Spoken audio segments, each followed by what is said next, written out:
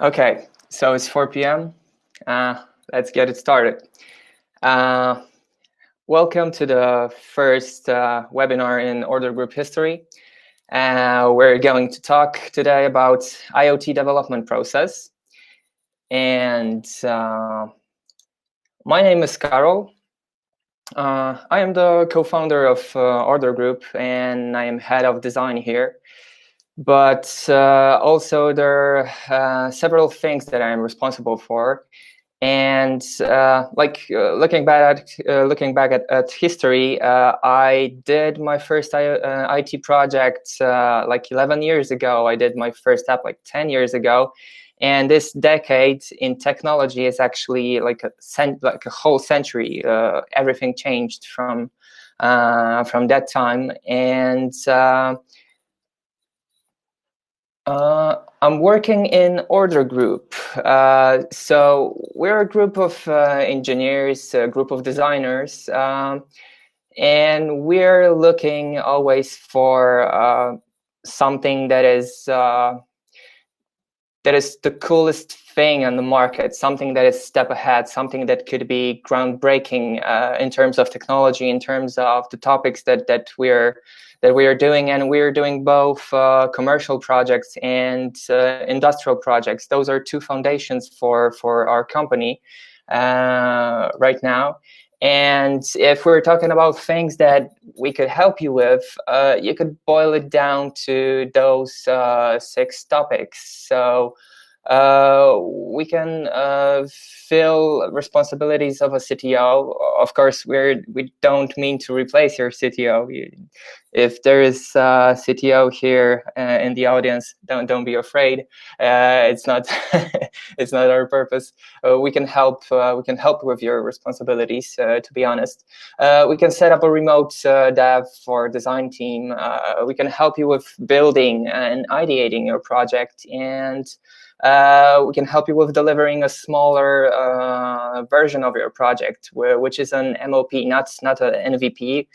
We rather call it minimum lovable product. We can do research, and we can do different stuff which is connected to the design process of a product. So what is our experience when we're talking about IoT and IIoT, which stands for Industrial Internet of Things? So as I said in the beginning, we're doing both commercial and industrial projects. And on the right side, I highlighted some of the projects that we did so far, with division of which are more commercial and which are more industrial. And I wanted, as you can see, those are like totally different industries. And I wanted to highlight 3 of those projects. So first is SMIGA. This is the level of complexity of this project is pretty huge, because we build a whole customizer where you can set the parts of your electric bike. This bike is going to be assembled and shipped to you, and this works on like a long-term rental. And we developed also the connection between the hardware of the bike and the mobile app that we did. So we got full control about the beta. We can display battery status. We got full control over the lock of this bike. We're tracking its location, and when you're riding the bike, you can see the speed tracking through the app. The second project that I wanted to highlight that we did so far is ATOS. So ATOS is an industrial project which is done for an airport, and which is actually running on an airport in Poland, in Gdańsk. And this is a project that that uses induction loops to detect different objects in different sectors of an airport, and airfield and airstrips. So having this dashboard, the operators can know how and when they can act in certain areas of the airport. And this is very crucial in if there is some kind of an emergency or if you need to get to a certain sector of an airport. This is a system that tells you where and when you can do it. And the third project that I wanted to highlight, that is this cherry on top that we're developing actually right now, is Kyoto. And Kyoto is, this is a very huge thing because it's managing and gathering data from a whole working power plant. And this is a concentrated solar power plant, which actually reflects the light. It gathers the reflected light in one place.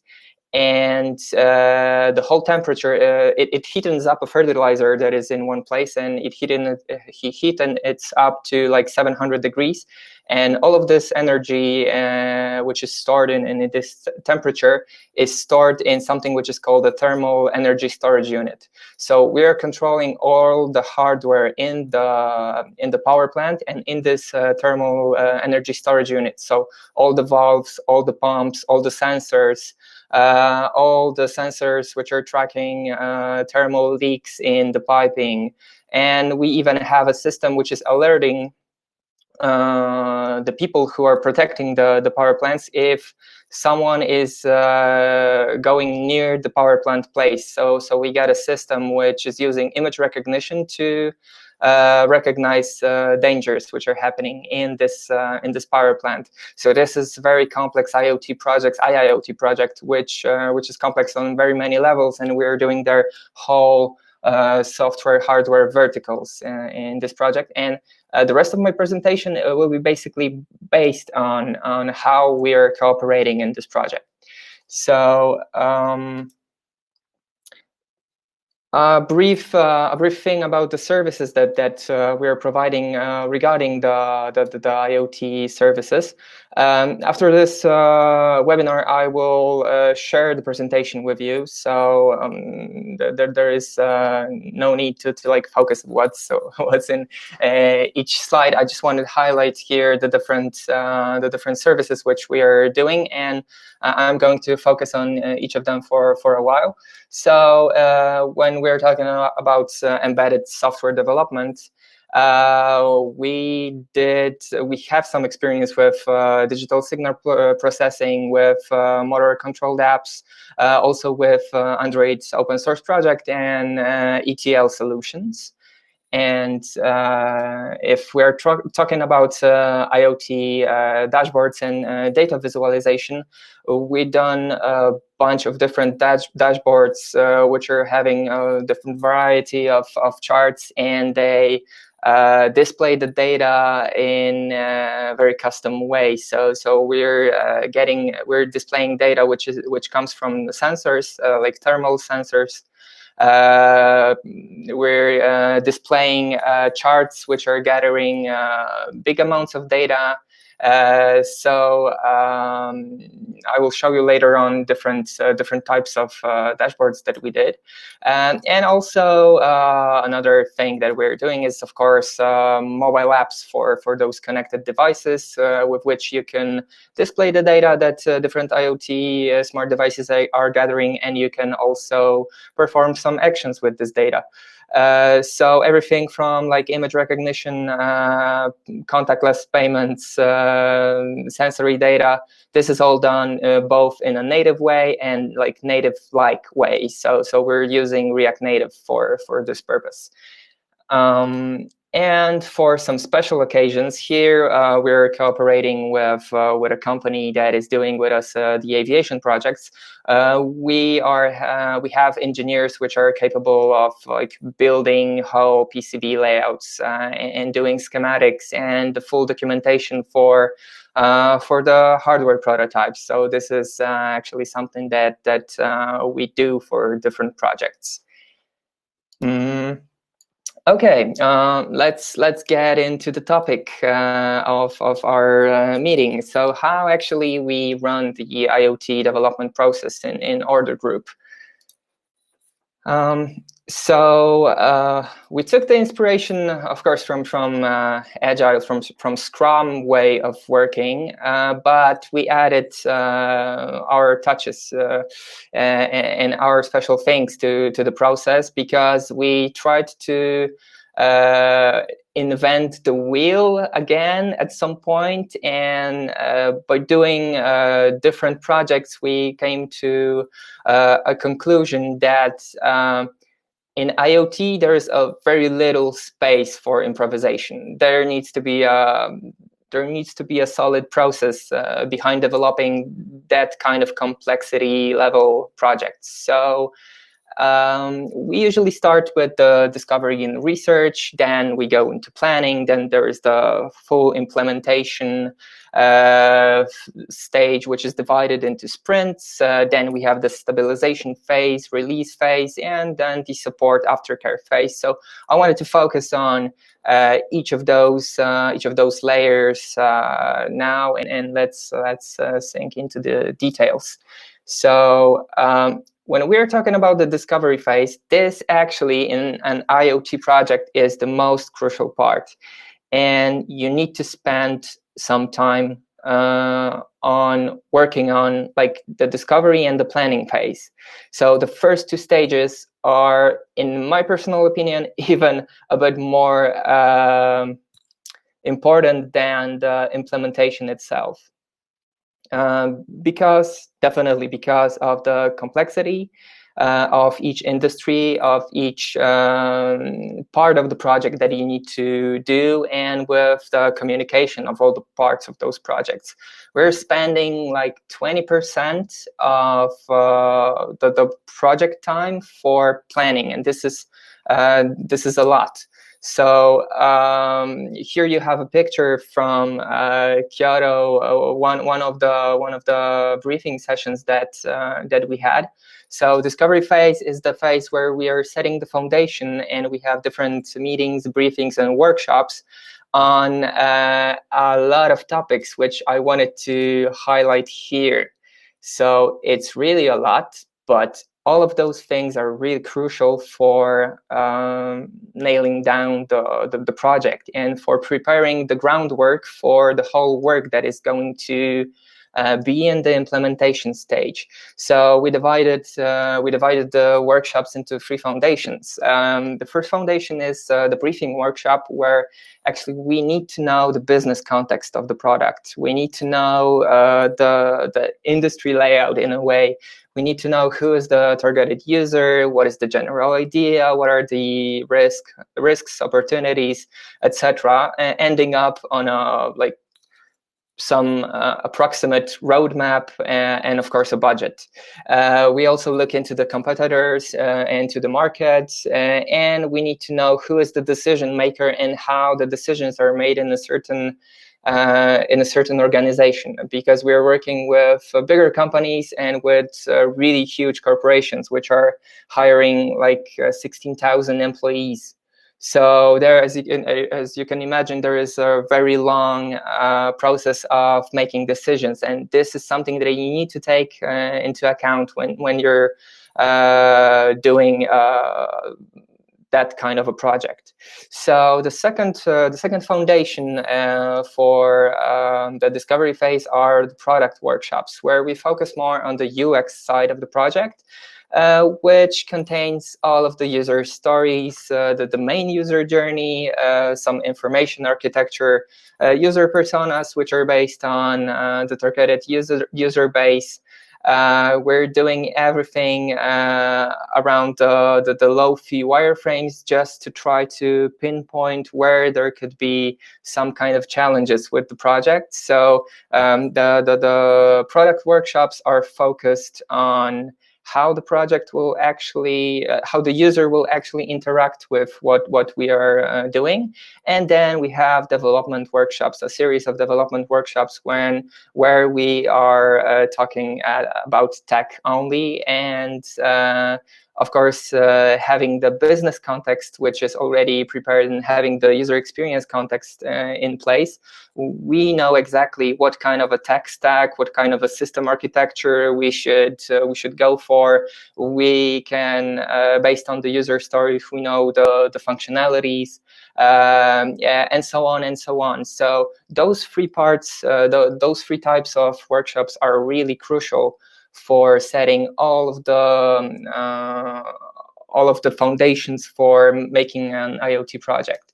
The second stage of the project is planning. So basically, we're taking all of the materials that we gathered in the discovery phase, and we're trying to build some kind of chronological story for and chronological roadmap for the project.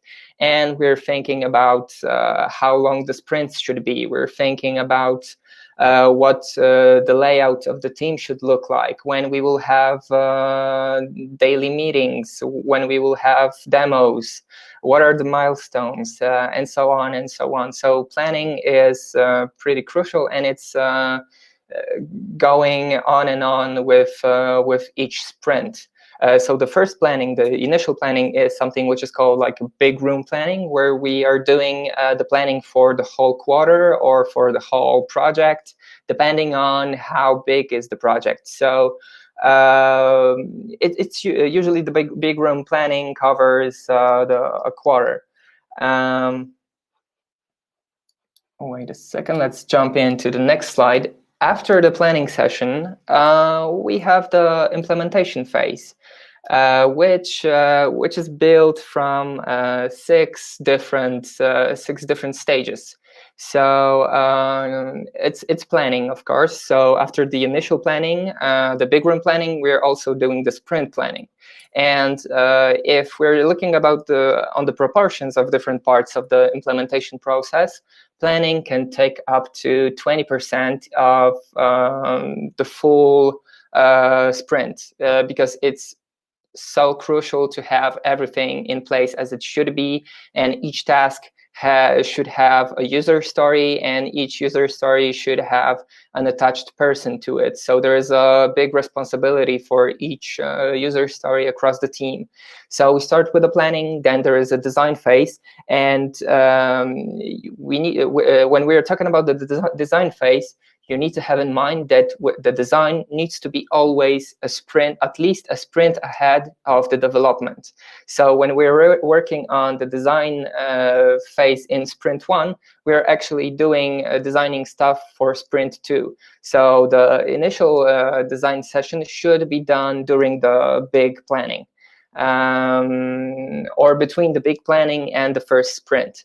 Then we have the development phase with the test phase, which are sometimes they are simultaneously. And then we have a demo. So the pretty crucial thing is to always deliver on the demo. So the things that we are planning, they need to be delivered and working and deployed. This is the very crucial thing. And after that, after the demo, we have a retrospective on the sprint that we have, pinpointing what was wrong and what we need to upgrade.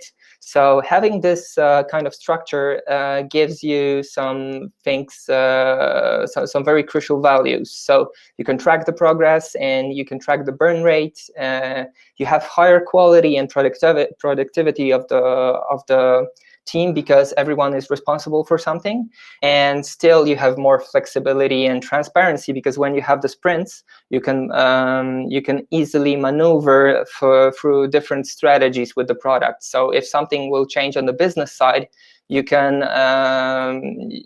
plan as you go. So this is very cool. And from like the insights that we have in projects is there are some must-haves. There are some must-haves that we need to have in a project. So first of all is the proper sprint planning. So you need to take the time for the planning and like tracking the burn down. So as you can see, this is how it usually looks like after the first sprint planning, because you're facing a project which is totally new at some point, and you need to learn how to work with a new team, because we're usually working with when we're working with our customers, we are usually working with their internal team, and part of the user stories is also their responsibility. So there's always this phase where you get to know other teammates, and you learn how to cooperate with them, and you learn how to plan ahead, because There are very many factors that can destroy this burn down. And after 4th sprint, so this is like an actual burn downs that we have in one project. So the 1st sprint ended up with a big crunch. So on Monday we had to spend like 20 hours to deliver something for the demo, and it was a success still, but it was a success which was connected with a really tiring Monday. And as you can see at the sprint 4, we delivered everything before the demo, so there was no pressure, because sprint after sprint you get to know the project, you get to know different things which are variables in the project. And from the highlights that from the must-haves that I highlighted here, you have, for example, peer review. That is very crucial for the developers, because if you do something, you need to be checked by someone. So it's peer review mixed with code review. You need to have proper management tools. So in part of the projects we're doing everything in Atlassian suite. In part of the projects we're doing it in a different software, but still you need to have the tools in place. What else is there highlighted? Daily stand-ups. Yeah, this is something you need to have regular meetings for each day, because with the complexity of the project, still you need to be with each sprint very updated each day. Going ahead, yeah, this is how the Monday looked like, and this is a project that we were doing in Norway, and we are still doing it in Norway, but now we're doing it remotely because we had a lot of trips there. So each 2 weeks we've been flying there for like 3 or 4 days for the delivery, for the last day of the sprint, for the retro, for planning the next sprint, and for integration, I would say, because this is also a very crucial part of a project. So you need to spend the time with a team. You need to get to know the team and who you're working with. You need to know their strengths, because this all gives more value to the project. Yeah, this is how the demo looked like. So usually the demo is a full presentation where we are doing a recap of all of the user stories that were planned, and we're going user story by user story, and you always want to have the business context of each user story, and everything that is delivered on the demo always has a business context. This is really crucial, and everyone in the team should know this business context of what they are delivering, because if the developer is doing something and he doesn't understand how it will work and what benefit does it bring, there is like 90% of the chance that the thing that he is developing will actually, that you can throw it into trash. So you need to, we always want to how to say it, engage the developers into understanding the full scope of things which are going on in the project. Then we have the stabilization phase. Stabilization phase is when the majority of the scope is covered, and where we can run some performance testing, where we can do the product testing with the testers and with some beta users. We do also final change requests. We have the full checklist, a test plan checklist, which we need to go through. We do load testing if the app will be used by a big number of users. And because usually when you're doing a project for industrial IoT, there is like a very small amount of users that you're actually developing a thing. So when we did this project for the concentrated solar power plant, we're doing it for like 4 operators. So there will be 4 users of the whole system, and it's good and it's bad. Because it's good because you have like a direct approach to the user. So it's the perfect situation for a designer, for example, because you have the user in one place and you're building the interface together. And yeah, what is the bad side? I don't know. No, there isn't a bad side. I wouldn't say it's even better. Okay. Yeah, and then when the stabilization phase ends up, you have the release, the rollout, and the rollout is connected with big work that you need to do that you need to spend in training people that are going to use a tool. So we do the staff training, or we do the handoff of the full documentation. So we prepared during the project. As we go in the implementation phase, we build code, but we also on the side build the full documentation for each part that we did. So before the release, we're summing up all of this documentation and we're handing it off to the customer.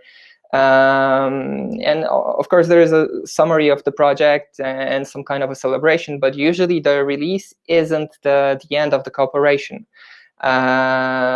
Because right after it, the project needs to be supported in many ways. Either it's updating the firmware, updating different parts of the software, or maintenance for the whole system. It's also like making backups, updating the documentation, or doing some fast emergency fixes. So everything which is based in this SLA that we are having with the customer, this is maintained in the aftercare stage. And from the things that I wanted to highlight here, usually with the emergency fixes, the things are getting repaired within like 48 hours. It all depends on the level of the SLA that you want to have, and the duration of an SLA in an IoT project is at least 1 year long.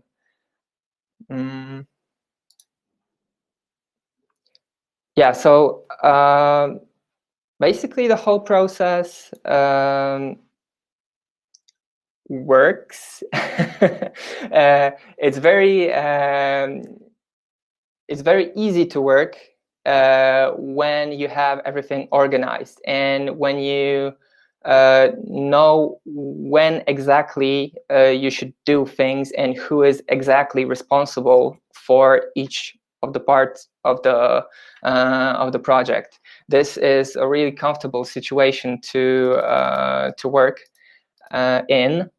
And when we are talking about the strengths of the sprint approach, we see very big increase in productivity of all of the developers that we have, and we really see the bigger engagement, because the more responsibilities you give to people, the more engaged they are. And with IoT, there are things which are really advanced in terms of in terms of the level of abstraction.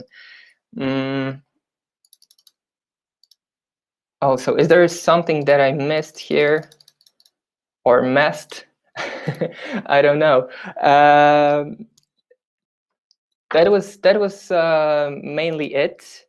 I would like to hear, maybe you've got some questions that you wanted to ask. I also have prepared. I've also have prepared a schedule that you can sign in if you would like to know more about our process, because there is a lot to be said about each of those stages. But I had to be under 30 minutes, and it's 30 minutes right now, so so I'm on time. Okay, yeah. So here you have a link. You should see a button. Well, Anton is writing a question. What is the biggest challenge in an IoT project? There are many challenges, but what would be the biggest? The biggest challenge is to fully understand what benefits are going with the project, and fully understand the complexity of the whole IoT infrastructure and architecture. That's from like my standpoint, but I'm not a developer. I'm usually engaged in the ideation stage. I'm usually engaged in the discovery and in the planning stage, and everything which is related to design. But if you would look at the whole project as a whole, so I think that the biggest challenge is to check the technology, do an R&D on the way, and to assume that this particular set of technologies will work in this particular circumstances. This is the biggest guess that we do each sprint. I think when I'm looking at the conversation between the developers, there is also always some kind of assumption.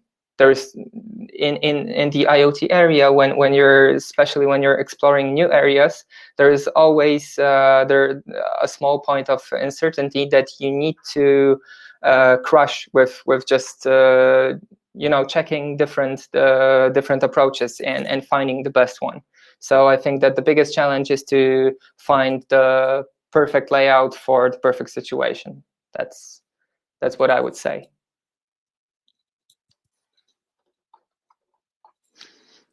How do we normally convince our customers to start an IoT project with us? I don't know, maybe by doing that kind of events and showing the process. So this was just a preview. If you would like to know more about the process, if you would like to know more about the development details, we could set up a meeting with our CTO, who could describe more, those more abstract things which are connected with the technology. But usually, when you present your process and you are very transparent with it and honest, I mean, IoT project, there is a big level of failure in IoT project, and this is something that you shouldn't hide, because this is obvious. So a certain amount of honesty and a certain amount of transparency, those are and quality, of course, because we have proven our quality in many ways. So those are the things that I think that tell our clients the most. If you traveled through time, what would you say to yourself the day you started the first IoT project? I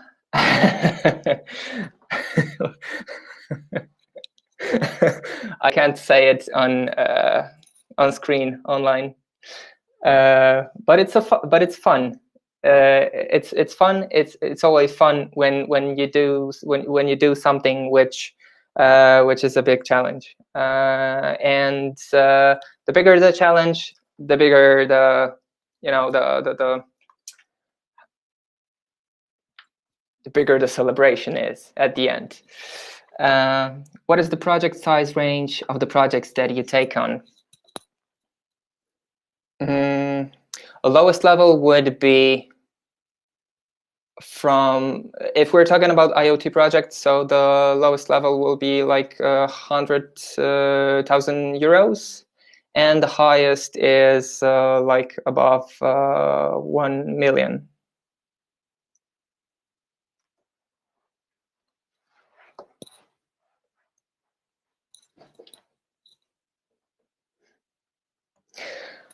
Do we focus on any particular industry? So as I showcased earlier,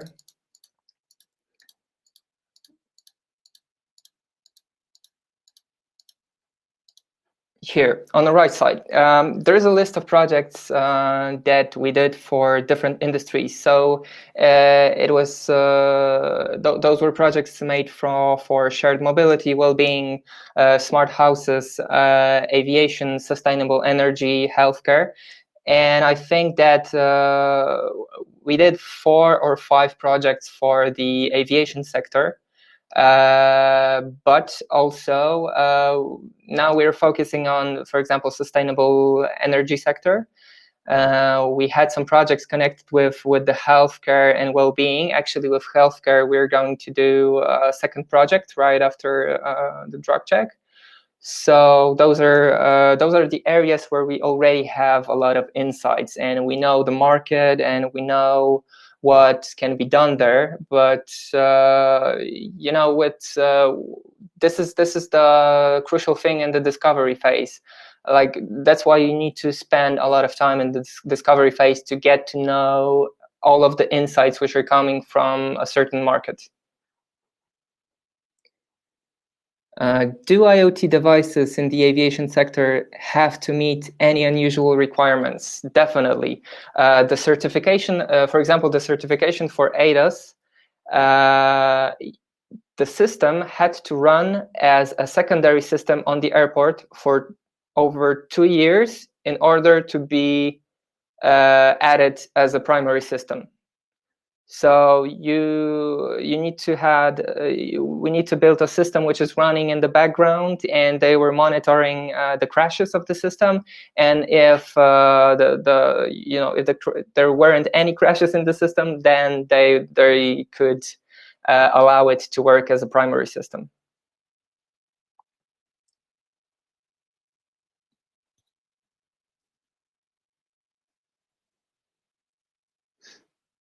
Whoa, how is the influence of COVID to your business or to the IoT industry in general? Yeah, there's no hiding that part of the investors felt cold feet, as you say. So they are not that eager to spend money on high risk projects. But still, I think that in longer term, those are the solutions which actually allow you to save money. And if you're reasonable, and if if you're looking long term, actually right now it's the best time to invest in that kind of solutions.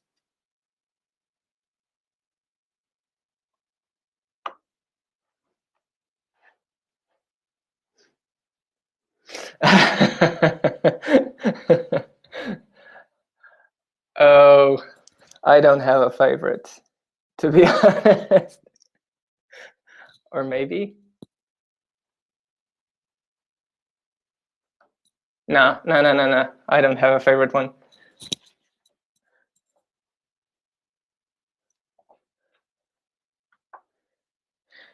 Okay.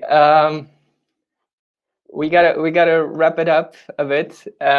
So thanks for all of the answers, or all of the questions. I gave the answers.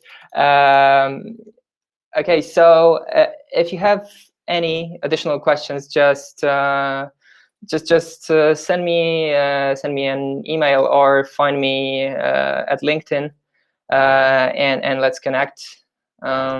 Thanks so much for attending the webinar. It was my first webinar, so I hope that I didn't screw too much.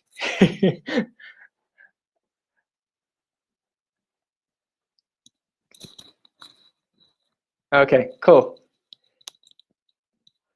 Take care. Thanks a lot. Take care. Have a nice day. Yeah, I will.